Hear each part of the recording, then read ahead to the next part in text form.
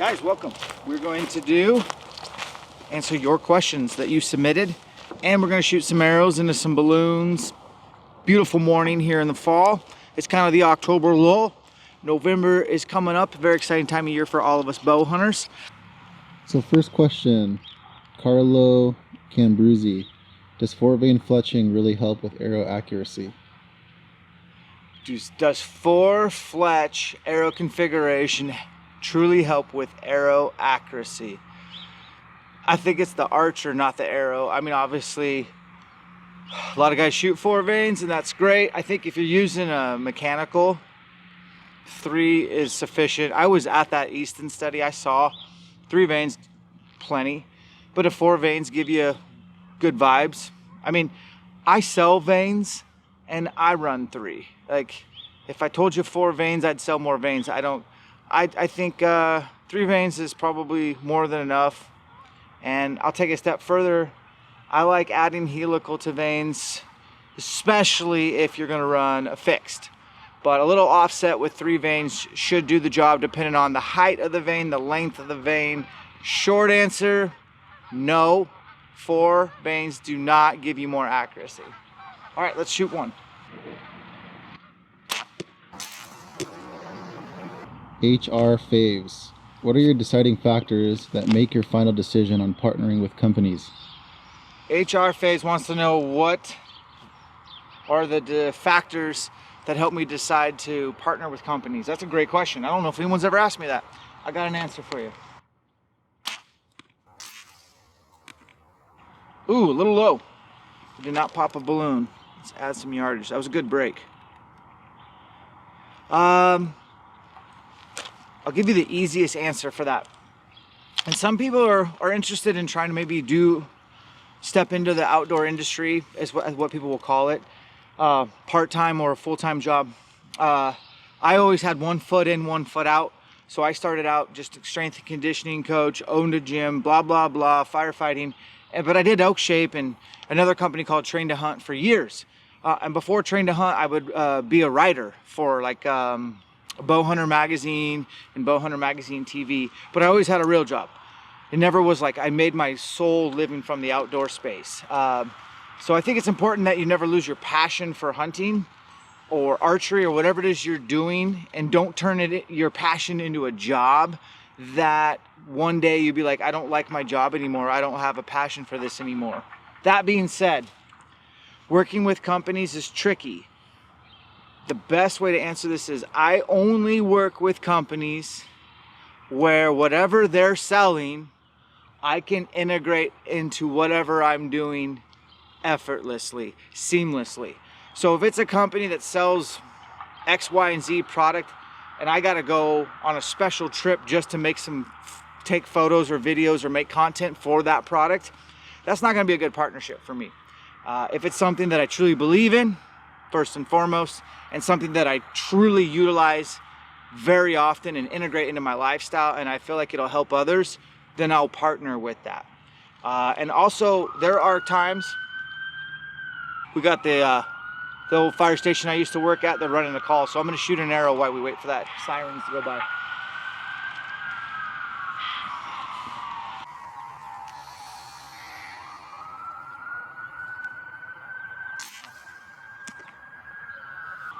The other thing to note, and I'll just use an example, is there's a company that I love their products. I still use their products, but I told them I did not want to sign another contract with them.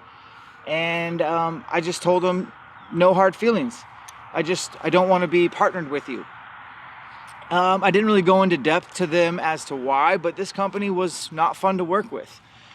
They always needed more than I gave them, and I felt like I always gave them plenty of assets and deliverables that they would like, and I felt like, you know, the way we did utilize their stuff was on brand, and it was integrated, and it was authentic. They were never satisfied with what we did, and so I said, you know what, no problem, I'll still use your stuff, but we don't need to have a contract.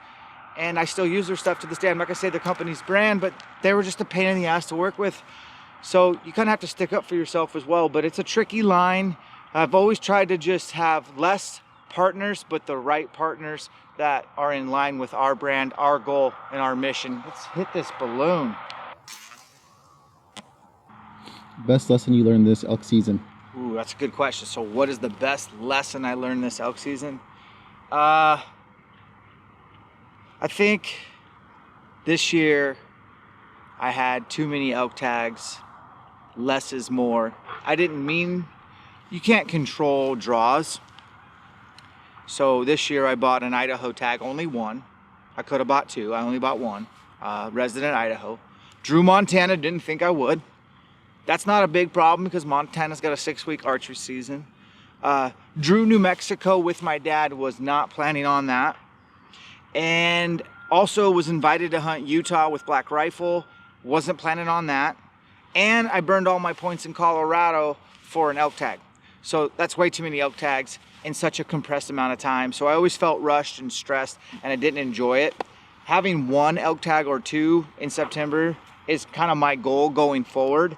And I just felt like, you know, for experience wise, I don't mind having all those tags. It's a good problem, but I just was always spread too thin. It could have worked out. I could have had a better season. It could have been amazing rut. I could have been in elk every day. That just wasn't the case. But yeah, so looking hindsight would be like, hey man, I didn't mean to get that many tags, but sometimes that happens and you're serving too many masters. That was me this year. That was my biggest takeaway.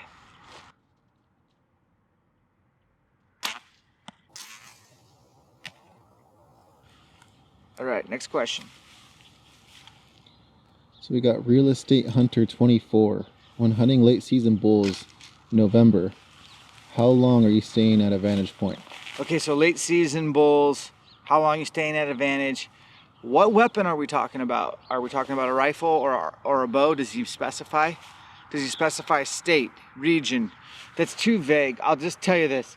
I've only hunted elk in November in Arizona, and that was late season archery, and I would stay at my vantage all morning long, and I would try to put away as many bulls to bed as possible, unless one was moving in a spot I thought I could hustle and cut off or get in front or intercept.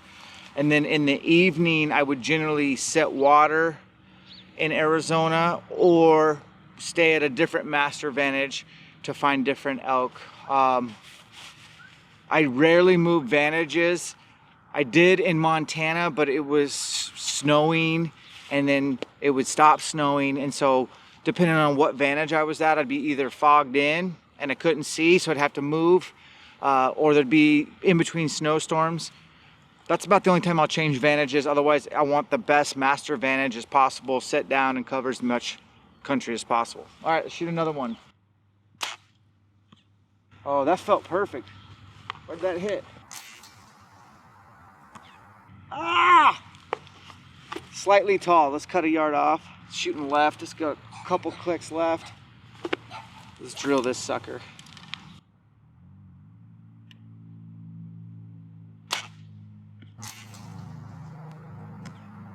Got it. All right. What's your next question? Caleb C31. Caleb C31. How would you hunt the late season December 10 through 16 archery elk here in North Idaho? Okay, cool. So the late season North Idaho, very specific question. Some of you will tune out on this, so I'm gonna answer it fast, move on to another question. Caleb, that's a terrible hunt. I really wouldn't, you need to pray for really good conditions. I think what you're gonna probably run into is the bulls will be really high compared to the cows. They'll be in their sanctuaries, and the big bulls will be with the big bulls and the little bulls will be with the little bulls, and getting in on them is going to be tough, not only from a glassing standpoint because it's thick country, but usually the snow, we get a lot of snow in November up in those North Idaho mountains, and by the time you arrive it should be crunchy, loud snow. It's going to be really tough to stalk. I'm not trying to discourage you. I would just encourage you to, you know, pull up on X, locate your best vantages, maybe have a machine that has tracks or even a sled, because there should be quite a bit of snow that time of year, and the bulls are going to be so much higher than you would think. It's always ridiculous. It's almost like mind-boggling, and you'll have to just, if you're trying to kill an elk, like a bull elk, you're going to have to go high. If it's any elk, I don't know the rules. I haven't paid attention, but if it's any elk, then you could probably take advantage of shooting a spike or a cow down lower in those edge of those clear cuts. But very challenging hunt, but at least you'll be out there and give it your best and let us know how you do. Pateman 97. What is a piece of gear solution you would like to see developed? Steel elk target is 79. I would like to see somebody make an archery sight to my exact specs that I would like, meaning durability like a spot hog, the chromatic light gathering capabilities of a black gold, the ergonomics of an Ultra View, the precision of an Excel for target and hunting crossover. Basically, I want a Frankenstein archery sight that does all things, and I still have yet to find the one. That would be cool to kind of get behind my own archery sight that I had everything. Got to give a shout out to Dan Evans. Canyon Pounder's a really good one, but there's things on that I would want to change. So if some sight manufacturer is willing to hear me out with their engineers, let's go. I'm ready to make an ElkShape edition sight that scratches all my itches, but that would be where I want to put some energy into.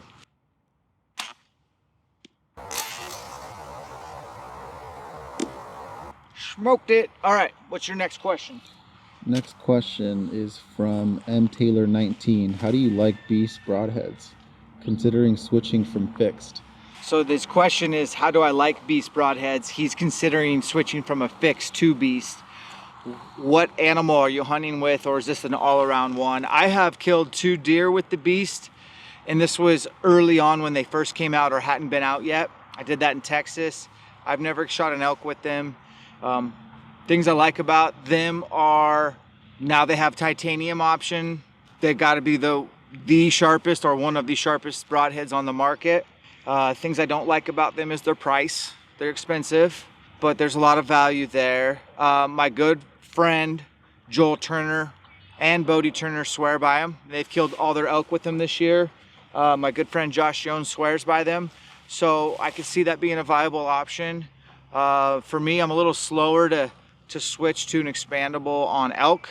I'd use those on deer and most other species, no questions asked.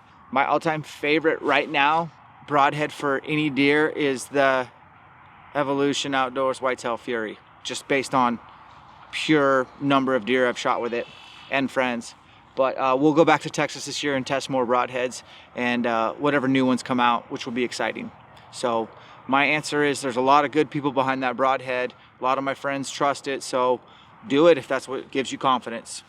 All right, we're gonna shoot the 365 elk, and the distance is gonna be close to 90. Yeah, 90.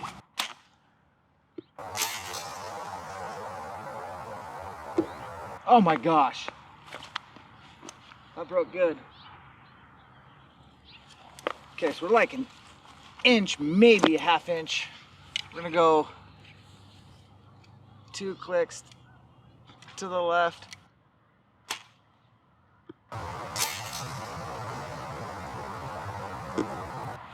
Ah!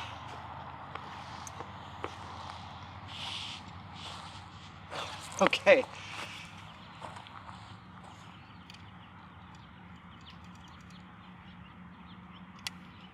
Both those shots felt so good. So I have a question from Gem State Outdoorsman. Have you had an elk jump your string? Gem State Outdoorsman, I have never had an elk jump my string. I think my average distance is still probably somewhere around 25 to 30 yards on elk. Just because of all those years of stacking bulls in North Idaho brush country where my shots could be 10 to 20 yards, but no, maybe one bull that I didn't recover in New Mexico. It was the year we had that debacle with that landowner, well, that outfitter telling us we couldn't hunt New Mexico state land, that they had leased the hunting rights, which you cannot do. And sad fact, the gentleman died of COVID before anything could ever happen to that. It's not karma, don't say that, but it was just We never got any closure on that, but we were going to press charges for hunter harassment. But nope, I think that hunt, that elk might have jumped my string. I think that was something like a 70-yard shot on an elk. But I actually think he just took a step right when I shot. I don't think he jumped the string. So no, but deer, heck yeah, especially Texas whitetail, they're on crack.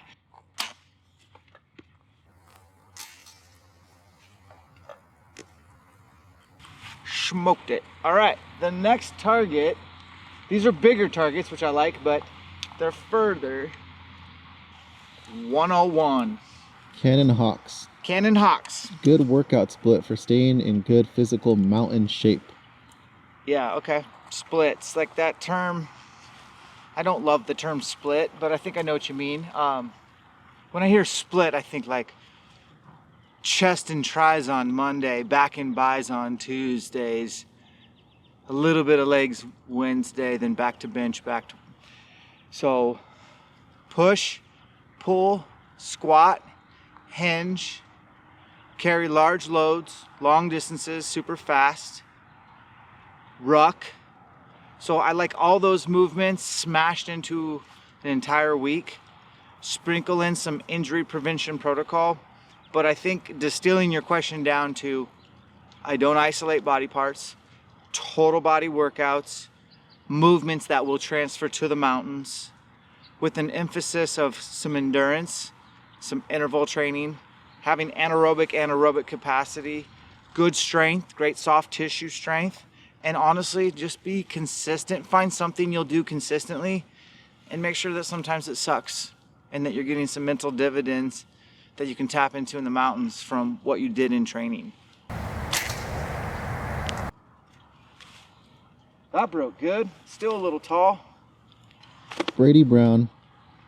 How do you focus on and prioritize faith as being your #1 priority?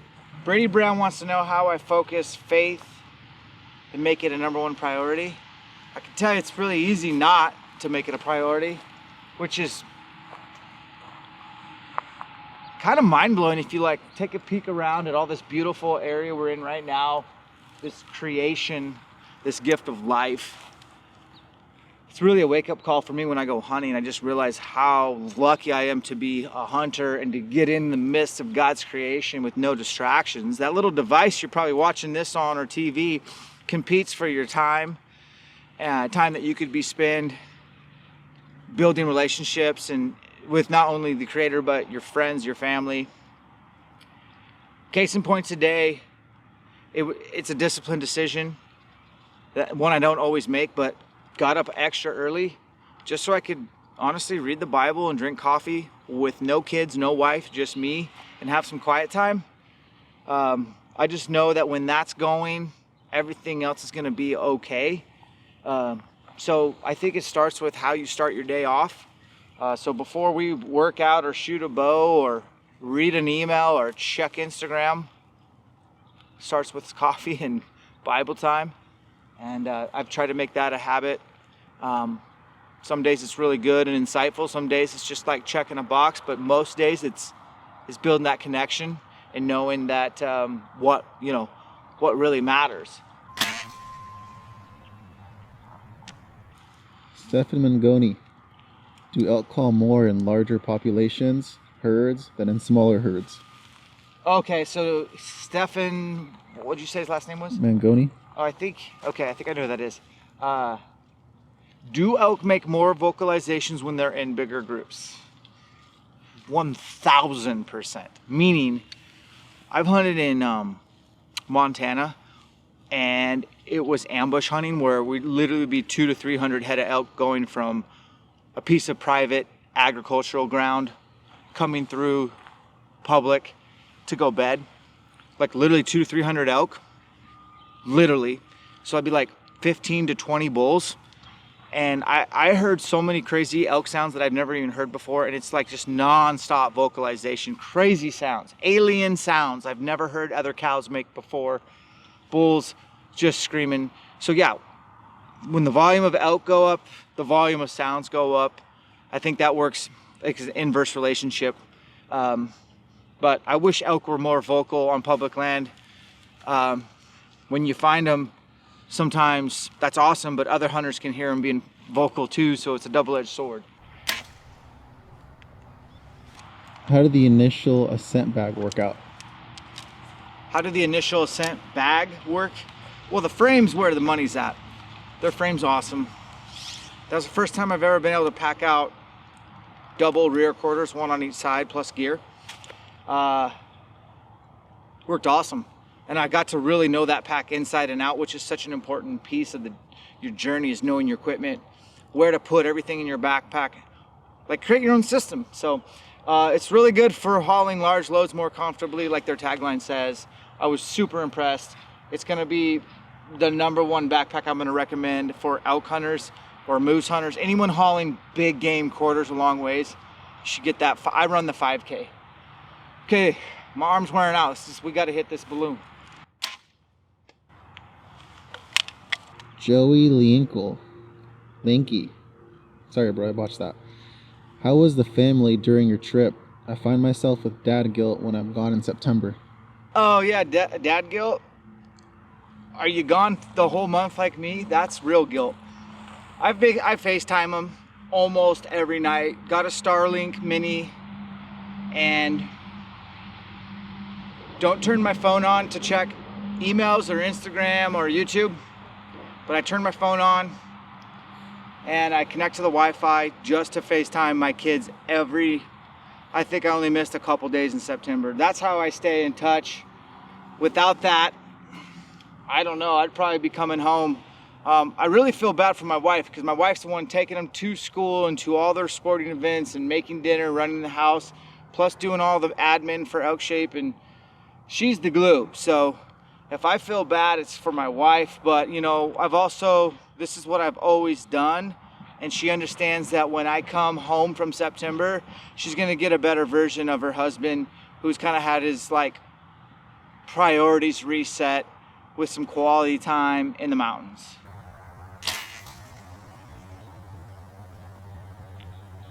All right, so finally, we're gonna just rapid fire our last, there's too many questions to answer on this video, but we're gonna get through quite a few in the next, let's say 2 minutes, and then we're gonna end the video, and you're gonna smash the sub, and we're gonna say at the very end, thank you for your time and joining us, and we appreciate your support. Go, DJ. What is your best advice in life? Best advice in life. Separation is in the preparation. Bust your ass, hard work pays off, man.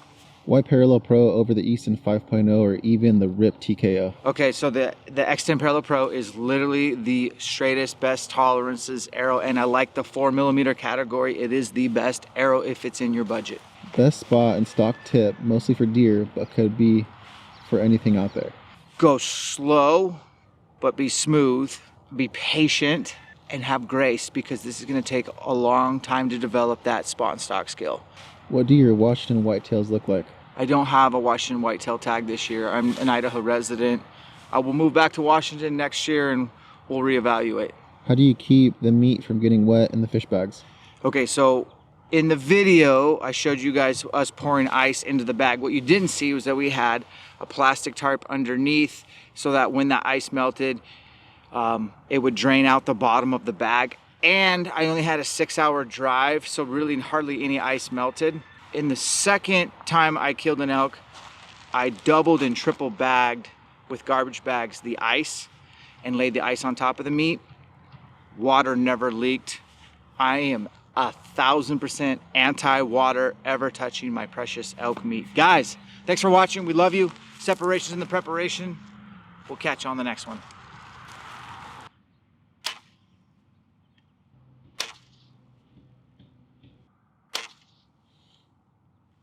I'm done.